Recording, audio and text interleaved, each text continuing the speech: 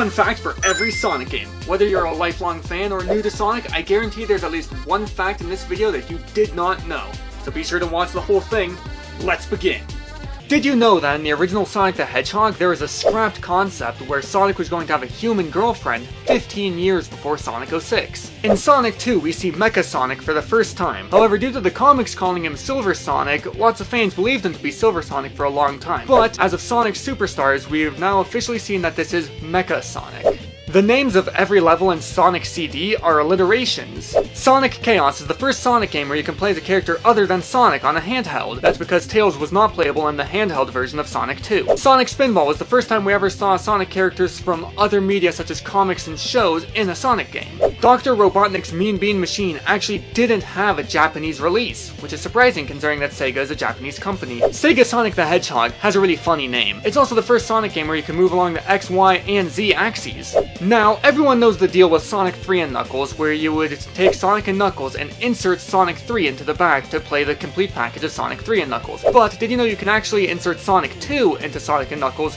to play as Knuckles through Sonic the Hedgehog 2? Sonic Triple Trouble is actually called Sonic and Tails 2 in Japan, Sonic and Tails 1 being Sonic Chaos. Sonic Drift, the first ever Sonic racing game, could not be played outside of Japan until Sonic Adventure DX's release in 2003. In Knuckles Chaotix, we're introduced to the Chaotix, including Vector the Crocodile, who was actually first seen in concept art for Sonic 1, where he was going to be the keyboardist in Sonic's band. The Tails Adventures takes place in different places in the timeline depending on which manual you're reading. In the Japanese manual, it takes place when Tails is living alone on this island before Sonic 2. However, in the English manual, it takes place after Sonic 2 when Tails is going on a vacation to this island. Sonic Drift 2 is the first time you could play as any of Eggman's robots. Sonic Labyrinth was developed by a company called Minato Gaiken, a company that have made very few games and went bankrupt and defunct in 2001. Sonic Blast is the only non-racing game on the Game Gear where you can play as a character other than Sonic and Tails, that being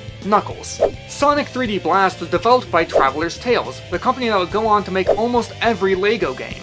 Sonic the Fighters had a scrapped character named Honey the Cat that was almost entirely removed from the series. However, in the Xbox 360 re-release, she was added back into the game. Sonic R is the first time in the Sonic series where vocal tracks play during gameplay. In Sonic Adventure, each main level is used in at least 3 stories, except for Lost World, which is only used in 2, Sonic and Knuckles. Almost the entirety of Sonic Pocket Adventure's soundtrack is remixes of Sonic the Hedgehog 3 and Knuckles music.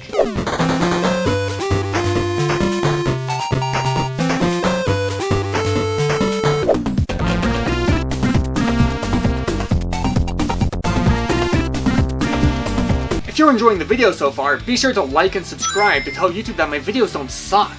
Hudson Soft, the creators of the original Mario Party, actually helped develop Sonic Shuffle. Lots of people point to Shadow the Hedgehog as being the first Sonic game with swearing.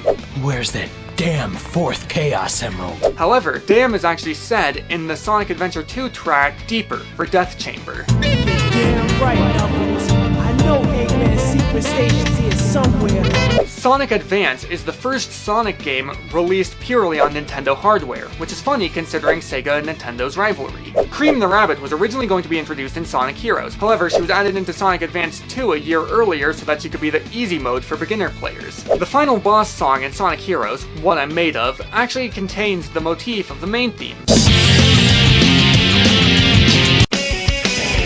Sonic Battle introduced the Gizoids, and while Professor Gerald did find them, no one knew who built them. That wasn't until Sonic Chronicles The Dark Brotherhood, where it was revealed that the Nocturnus clan built them. However, as Sonic Chronicles has been removed from the official game's canon, we now no longer know who made the Gizoids according to the official game canon. Lots of people believe that Sonic Heroes is the last game with Ryan Drummond voicing Sonic. However, that game is actually Sonic Advance 3.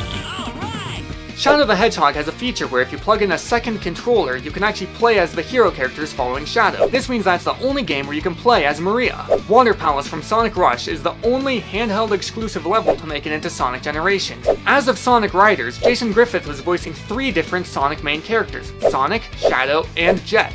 Sweet Dreams, the song that plays for Sonic Stories credits in Sonic 06, actually has the motif of the Sonic 2 ending song. Hold me close, I want your soul. Don't you know that, baby?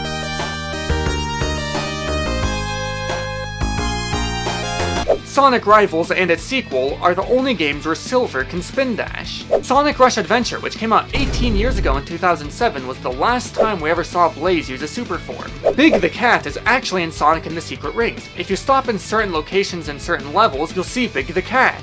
Race to Win, the main theme of Sonic Rivals 2, is the last time Ted Poley ever did a brand new original song for the Sonic series. He also did Escape from the City and Lazy Days Living in Paradise. The only song he would do after Race to Win is the Sonic Generations version of Escape from the City. In Sonic Riders Zero Gravity, they actually bring back Eggman's theme song from the first Sonic Riders game.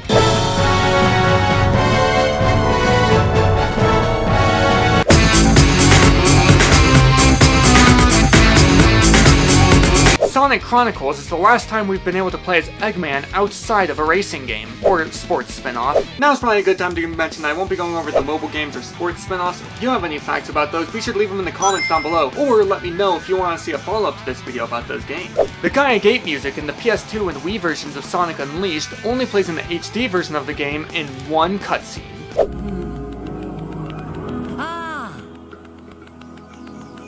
If you collect all 7 World Rings in Sonic and the Black Knight, you can actually listen to a Crush 40 version of 7 Rings in Hand, the main theme from Sonic and the Secret Rings. Sonic and Sega All-Stars Racing has a whole bunch of level names that were reused in Team Sonic Racing.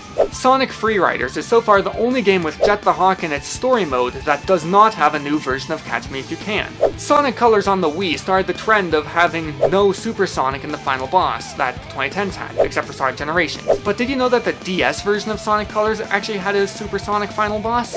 The last level of Sonic 4 is called the Death Egg Mark II. However, the last level of Sonic the Fighters is also called the Death Egg Mark II, and they look very different. Which of them is the real Death Egg Mark II, and which one's actually Mark III? Did you know that you can unlock the homing attack for Classic Sonic and Sonic Generations by getting all 5 red star rings in Planet Wisp Act 1? In Sonic and All-Stars Racing Transformed, Shadow's All-Star Burst music is actually a remix of the Super Shadow music from Shadow the Hedgehog.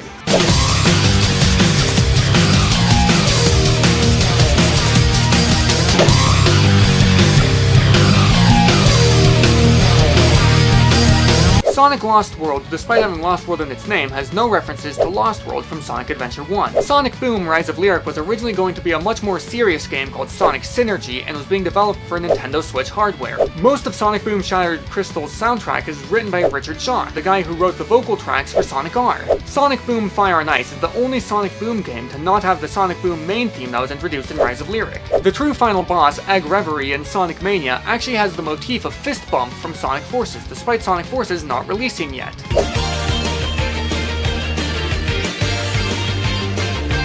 Together we can show the world what we can do. You are next to me and I'm next to you. When we discover that Zavok in Sonic Forces is actually just a Phantom Ruby illusion, this means that Zavok and the Devilly Six have not been in any mainline Sonic games since Sonic Lost World. Team Sonic Racing is the first time you could play as Omega in a racing game, despite 5 racing games releasing between Sonic Heroes and Team Sonic Racing. In Sonic Frontiers, after the 2 initial cyberspace levels, you never have to play another cyberspace level again. You can get all the vault keys you need just by doing the Biggs fishing minigames. The It Doesn't Matter motif is actually in Murder of Sonic the Hedgehog.